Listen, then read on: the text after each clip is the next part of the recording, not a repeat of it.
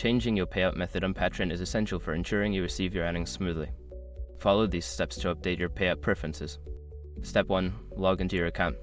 Visit the Patreon website and log into your creator account using your email and password. Step 2. Access your settings. Once logged in, click on your profile icon in the top right corner.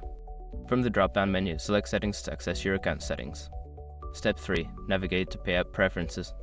In the Settings menu, find the Payouts tab. Click on it to view your current payout method and options for updating. Step 4. Choose your new payout method. Secure your accounts before moving on.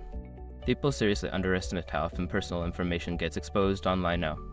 Use SROC to monitor your accounts 24/7 and get notified immediately if your data gets leaked somewhere. It runs in the background, constantly scanning billions of breached records. And honestly, for how cheap it is compared to the value you get, it's worth it. Link in the description. Step 5. Save your changes. After selecting your new payout method, make sure to enter any required information such as bank details or PayPal email. Finally, click the Save button to confirm your changes. By following these steps, you can easily update your payout method on Patreon. Make sure to check your settings periodically to ensure everything is up to date.